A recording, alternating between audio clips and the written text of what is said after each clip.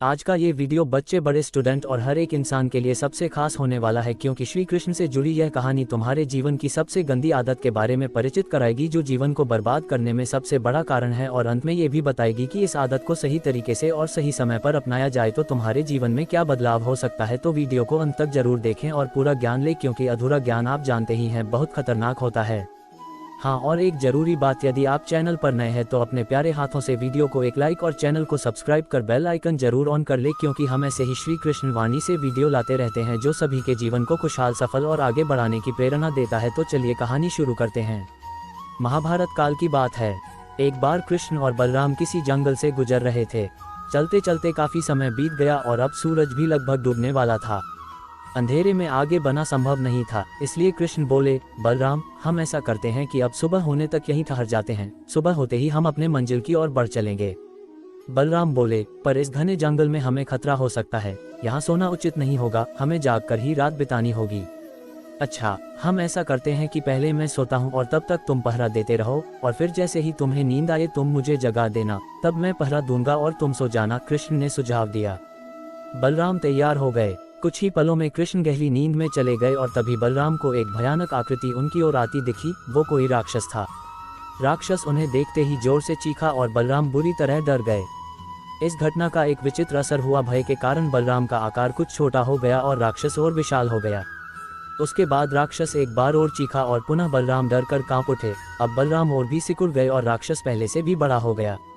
राक्षस धीरे धीरे बलराम की ओर बढ़ने लगा। बलराम पहले से ही भयभीत थे और उस विशालकाय राक्षस को अपनी ओर आता देख जोर से चीख पड़े, कृष्णा, और चीखते ही वही मूर्छित होकर गिर पड़े। बलराम की आवाज सुनकर कृष्ण उठे। बलराम को वहां देख उन्होंने सोचा कि बलराम पहरा देते देते थक गए और सोने से पहले उन्हें आवाज दे दी। अब कृष्ण पहरा देने लगे। कुछ देर बाद वही राक्षस उनके सामने आया और जोर से चीखा। कृष्ण जरा भी घबराए नहीं और बोले, बताओ तुम इस तरह चीख क्यों रहे हो, क्या चाहिए तुम्हें।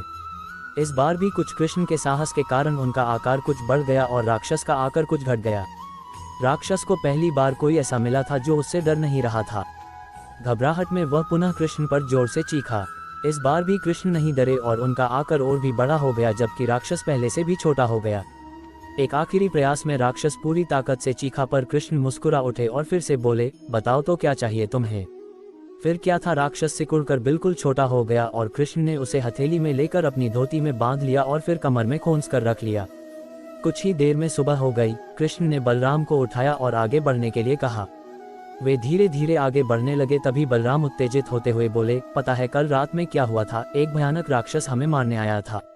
रुको रुको, बलराम को बीच में ही टोकते हुए कृष्ण ने अपनी धोती में बंधा राक्षस निकाला और बलराम को दिखाते हुए बोले, कहीं तुम इसकी बात तो नहीं कर रहे हो। हाँ, ये वही है, पर कल जब मैंने इसे देखा था तो ये बहुत बड़ा था, ये इतना छोटा कैसे हो गया। बलराम आश्चर्यचकित होते हुए बोले। कृष्ण बोले, जब जीवन में तुम किसी ऐसी चीज से बचने की कोशिश करते हो जिसका तुम्हें सामना करना चाहिए तो वो तुमसे बड़ी हो जाती है और तुम पर नियंत्रण करने लगती है, लेकिन जब तुम उस चीज का सामना करते हो जिसका सामना तुम्हें करना चाहिए तो तुम उससे बड़े हो जाते हो और उसे नियंत्रित करने लगते हो। दोस्तों, ये राक्षस दरअसल हमारी जिंदगी में आने वाली चुनौतियां हैं। अगर हम इस चुनौतियों को टालते हैं तो ये और बड़ी होती जाती हैं।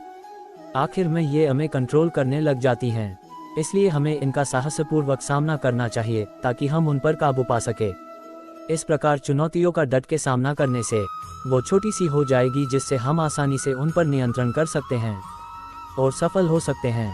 हम आशा करते हैं कि आपको ये श्री कृष्ण वाणी वीडियो पसंद आई होगी, तो वीडियो को लाइक, शेयर, कमेंट और सब्सक्राइब करना बिल्कुल ना भूले। हम फिर मिलेंगे एक नई वीडियो के साथ, तब तक के लिए राधे राधे, हरे कृष्ण।